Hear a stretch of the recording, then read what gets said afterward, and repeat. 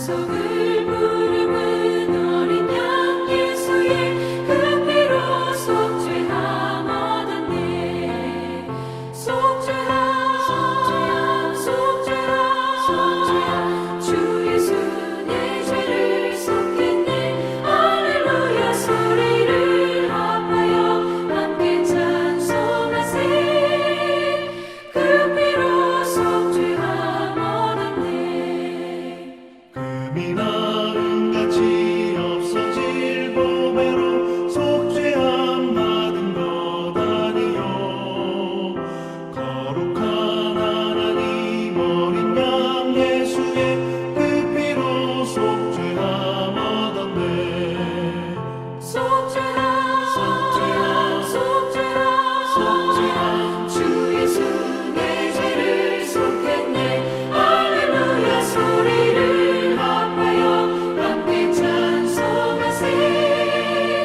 그 피로 속죄함 얻었네.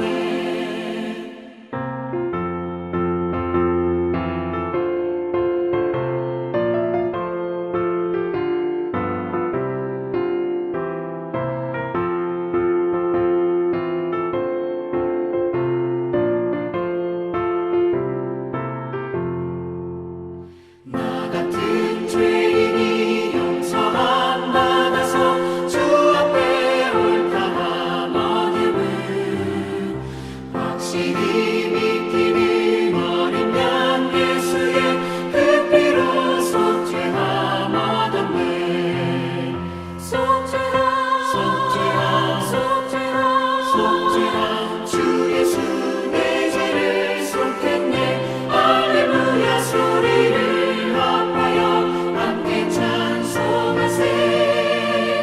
그 피로 속죄함 얻었네.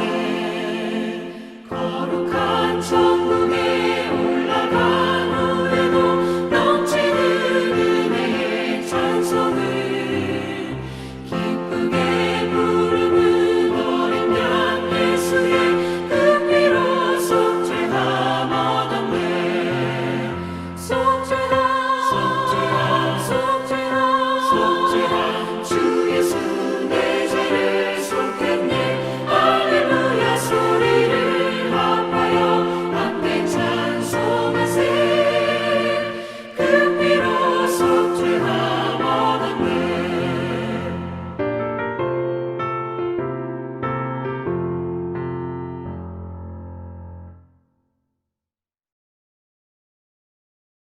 할렐루야. 거룩한 주일 저녁 예배에 함께 하신 여러분을 주의 이름으로 축복을 드립니다. 하나님이 우리들에게 주신 많은 은혜가 있습니다. 그 가운데서 두 가지만 생각해 보겠습니다. 첫 번째가 망각의 은혜입니다. 우리는 각자 인생 가운데 수많은 경험들을 하게 됩니다. 직접적인 경험과 간접적인 경험이 그것입니다. 우리가 경험한 수많은 사건들 가운데 특별히 기억하고 싶지 않은데 자꾸만 떠오르는 기억을 아픈 기억이라고 합니다. 그 아픈 기억 때문에 괴로움이 지속되는 것을 트라우마, 즉 외상 후 스트레스라고 합니다. 이는 자라보고 놀란 가슴, 소뚜껑 보고 놀란다라는 속담이 가장 잘 어울리는 표현입니다. 문제는 괴로운 경험이 시간이 지남에 따라서 기억 속에서 사라져 주어야 하는데 기억 속 깊숙이 자리를 잡고서 사라지지 않고 계속적으로 자신을 괴롭히는 경우입니다. 어떤 사람은 어린 시절 겪었던 아픔 때문에 어른이 되어서 문제를 일으키기도 합니다. 이런 경우는 어떻게 해야 할까요? 물론 그 기억이 저절로 사라지면 좋겠지만 그렇지 않는 경우가 대부분입니다. 이런 사람은 내적인 치유를 경험해야 합니다. 예수님이 이 땅에 치료자로 오셨습니다. 누가복음 4장 18절 말씀에 주의 성령이 내게 임하셨으니 이는 가난한 자에게 복음을 전하게 하시려고 내게 기름을 부으시고 나를 보내사 포로된 자에게 자유를, 눈먼 자에게 다시 보게 함을 전파하며 눌린 자를 자유롭게 하고 라고 말씀합니다. 포로된 자를 자유케 하시고 눌린 자를 자유롭게 하시는 것은 주님의 은혜요 주님의 능력입니다. 그 상처 때문에 매어서 자유를 상실한 모습이 있게 됩니다. 그러나 예수님은 이런 자를 자유케 하실 수 있는 능력이 있으십니다. 그것은 십자가의 사랑이요 성령의 능력입니다. 출애굽기 15장에는 이스라엘 백성들이 애굽에서 나와서 이제 광야를 거쳐서 가나안 땅으로 들어가야 됩니다. 그런데 광야 마라난 지역에 이르렀을 때에 그곳에서 물이 써서 마시지를 못하게 되었습니다. 그래서 그 이름을 마라라고 하면서 백성들이 모세에게 원망하면서 말하기를 우리가 무엇을 마실까라고 했습니다. 그러자 모세가 하나님께 부르짖었을 때에 하나님께서 한 나무를 가리키셔서 그가 물에 던졌을 때에 물이 달게 되었습니다. 하나님께서는 그들을 위하여 법도와 율례를 정하시고 그들을 시험하시면서 말씀하시기를 출애굽기 15장 26절에 너희가 너희 하나님 나 여호와의 말을 들어 순종하고 내가 보기에 의를 행하며 내 계명에 귀를 기울이며 내 모든 율례를 지키면 내가 애굽 사람에게 내린 모든 질병 중 하나도 너희에게 내리지 아니하리니 나는 너희를 치료하는 여호와 이민이라 라고 말씀합니다. 우리 하나님은 치료자이십니다. 여호와 라파의 하나님이라고 말합니다. 예수님의 보혈은 씻지 못할 죄가 없습니다. 치료하지 못할 질병이 없습니다. 우리 내면 깊숙이 자리하고 있는 상처도 예수님의 보혈은 치료할 수 있습니다. 따라서 적당히 우리의 기억 속에서 이러한 상처들이 사라져가는 것은 하나님의 은혜인 것입니다. 요즘 신종 직업 가운데 디지털 장의사라는 직업이 있습니다. 인터넷 시대를 살아가고 있는 저와 여러분들은 간혹 인터넷 이곳저곳에 우리의 의견과 생각을 글이나 사진이나 동영상으로 남길 때가 있습니다. 그런데 문제는 평소에는 상관이 없던 글 한 줄이, 사진 한 장이, 동영상 하나가 사람의 인생을 망가뜨릴 수가 있습니다. 그래서 디지털 장의사는 고객의 부탁으로 디지털의 흔적들을 지워주는 일을 하는 자들을 말합니다. 우리의 기억도 이처럼 원하는 대로 지울 수만 있다면 얼마나 좋겠습니까? 그것은 하나님의 은혜로만 가능한 일입니다. 거꾸로 잊혀지지 않았으면 좋겠다는 기억들이 사라지는 경우도 많이 있습니다. 좋지 않은 기억들은 물론 사라져주는 것이 유익하겠지만 좋은 기억들은 잊혀지지 않기를 바라지만 시간이 지남에 따라 사라져버리는데 문제가 있습니다. 두 번째 은혜는 기억의 은혜입니다.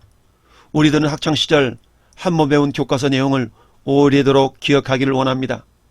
그런데 기억력이라는 것이 사람마다 다양해서 일률적으로 이렇다 말할 수는 없습니다. 어떤 친구들은 공부를 하는 대로 머리에 기억이 되는 친구가 있는 반면 어떤 친구들은 아무리 공부를 해도 머리에 기억이 되지 않는 자들도 있습니다. 따라서 우리가 꼭 잊어서는 안 될 많은 일들이 있습니다. 어떤 때는 평생토록 기억하면서 살고픈 일들도 있습니다. 그러나 이것도 내 마음대로 되지 않는 것이 우리의 인생입니다. 그럼에도 불구하고 기억하기에 가장 좋은 방법은 무엇일까요? 물론 첫 번째는 하나님의 은혜입니다. 그리고 두 번째는 훈련입니다. 망각하는 것도 주님의 은혜요. 기억하는 것도 주님의 은혜인데 우리들이 무엇보다도 기억해야 할 것은 하나님의 말씀입니다. 왜 하나님의 말씀을 기억해야 할까요? 그것은 말씀은 곧 진리이기 때문입니다. 또한 말씀은 우리를 살리기 때문입니다. 요한복음 6장 63절에 살리는 것은 영이니 육은 무익하니라. 내가 너희에게 이른 말은 영이요 생명이라 라고 말씀합니다. 오늘 본문은 예수께서 무덤에 장사되었다가 다시 살아난 사건을 목격하고도 믿지 못한 제자들을 향해 책망의 메시지를 남겨주고 있습니다. 예수님의 제자들도 예수님께서 십자가에 못 박혀 죽으시자 한 사람씩 모두 주님 곁을 다 떠나가 버렸습니다. 다만 주님 살아생전에 이르셨던 7절의 말씀을 기억하지 못하는 제자들의 모습이 애처로울 따름입니다. 그 말씀은 예수께서 살아생전에 인자가 죄인의 손에 넘겨져 십자가에 못 박히고 제3일에 다시 살아나야 하리라 하신 말씀이었습니다. 그럼에도 불구하고 제자들은 이 말씀을 기억하는 자가 없었던 것입니다. 다만 주님 살아생전 주님의 은혜를 잊지 못했던 여인들만이 안식 후 첫날 새벽에 예수님의 시신에 향품을 바르기 위해서 무덤을 찾아왔던 것입니다. 그러나 이 여인들도 주님께서 죄인들의 손에 넘겨져 십자가 못 박히고 제3일에 다시 살아나야 하신다는 말씀을 기억하지는 못했습니다. 두 천사가 다시 한번 예수님 말씀을 상기시키자 그제서야 8절 말씀에 그들이 예수님의 말씀을 기억하고 라고 생각이 났던 것입니다. 이들은 다시 사신 주님의 소식을 무덤에서 돌아가서 사도들에게 전하여 주었습니다. 그럼에도 불구하고 사도들 역시도 여인들의 말을 믿지를 않았습니다. 11절 말씀은 사도들에게 여인들의 말이 허탄한 듯이 들렸다라고 기록하고 있습니다. 사도들 역시 살아생전 예수님께서 하셨던 7절의 말씀을 기억하지 못했던 것입니다. 왜 이들은 예수님 말씀을 기억하지 못했을까요? 그것은 주님의 말씀을 자신들의 기준으로 받아들였기 때문입니다. 곧 자기 부인이 되지 않았기 때문입니다. 누가복음 9장 23절에 또 무리에게 이르시되 아무든지 나를 따라오려거든 자기를 부인하고 날마다 제 십자가를 지고 나를 따를 것이니라 라고 말씀합니다. 자기 부인이 무엇입니까? 그것은 죄로 말미암아 폐역해진 자아를 거절하고 주님의 말씀을 쫓는 것을 의미합니다.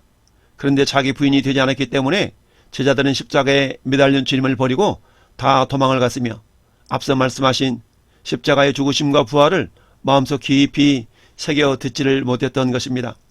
그러나 천사들의 말에 여인들은 예수님 말씀을 기억한 반면 11 사도들은 여인들의 말을 믿지 않았던 것입니다. 그럼에도 다행한 것은 베드로가 여인들의 말을 흘려듣지 않고 직접 예수님을 장사 지낸 무덤으로 달려갔던 것입니다. 그리고 무덤 안을 구부려 보았습니다. 베드로는 예수님을 싸매었던 세마포만 발견하고 집으로 돌아갔습니다. 완전하게 믿지를 못한 모습입니다.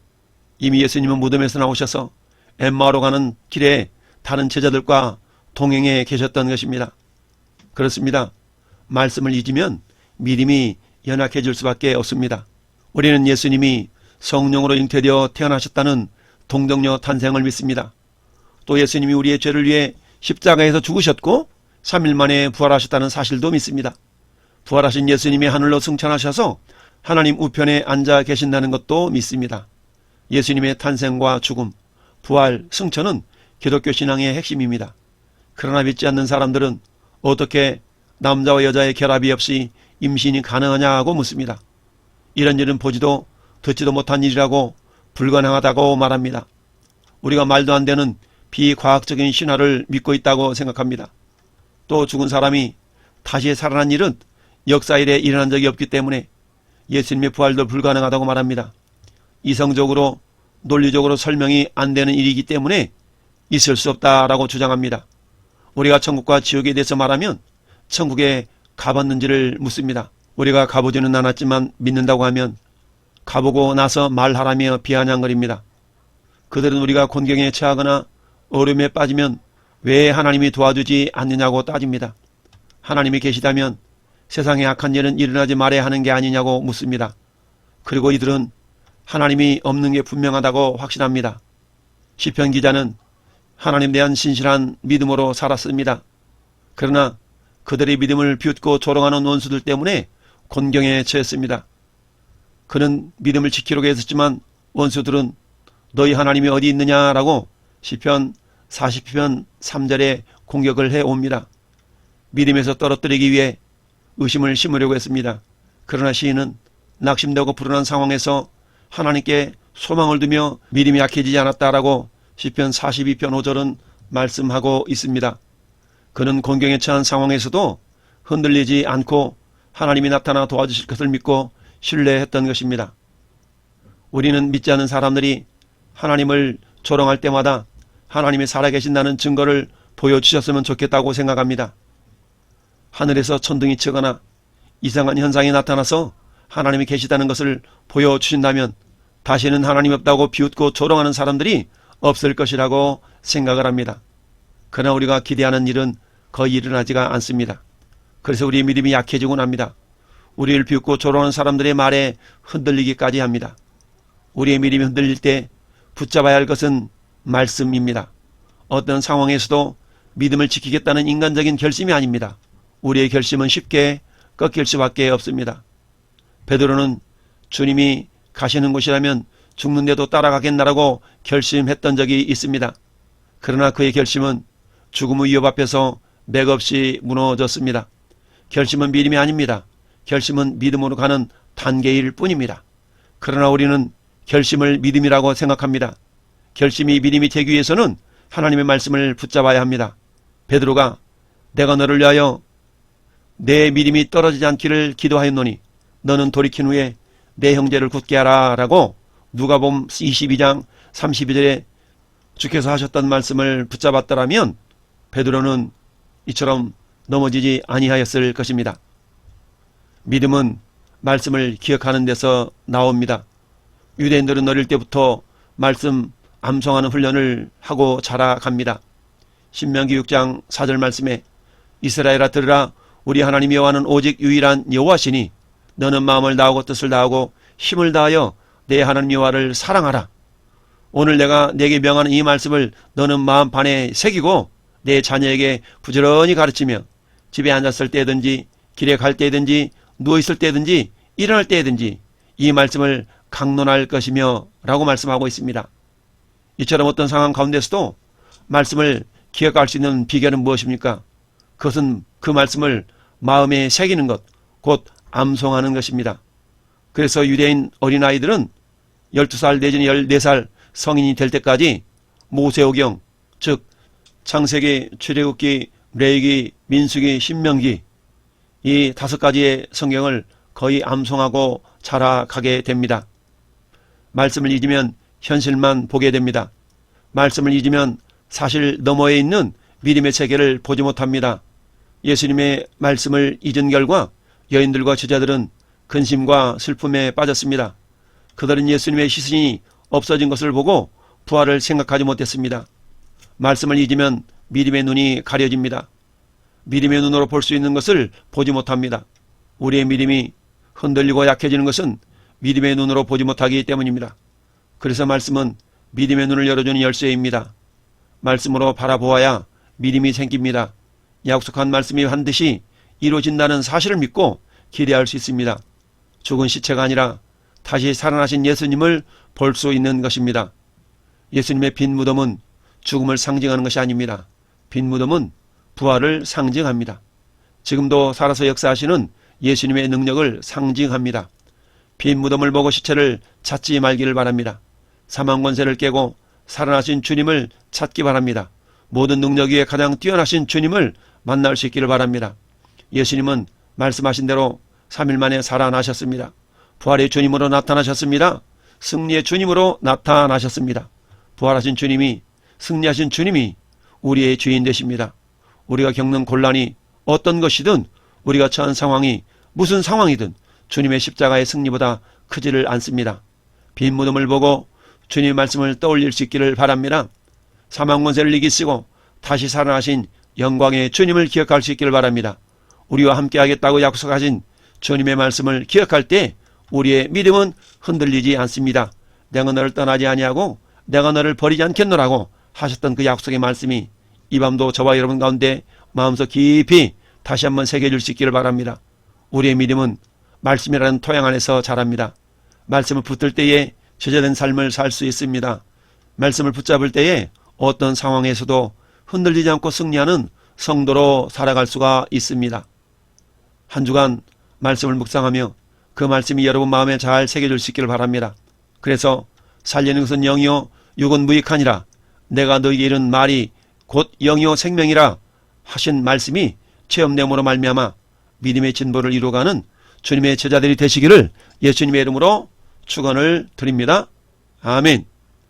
이제는 길이요 진리요 생명이신 우리 구주 예수 그리스도의 은혜와 독생자 아낌없이 우리 위해 십자가에 죽이셔서 죄 문제를 해결하신 아버지 하나님의 크신 사랑하심과 오늘 우리 안에서 주님의 말씀이 영이요 생명임을 깨닫도록 도우시는 성령 하나님의 내주교통 감화감동 1호 역사 충만하심이 오늘 거룩한 주일을 지키기 위해서 저녁 예배 자리에 함께한 우리 모든 성도들 머리 위에와 생업 위에와 기도 제목 위에 이 나라의 민족 위에 영원토록 함께 있을지어다. 아멘.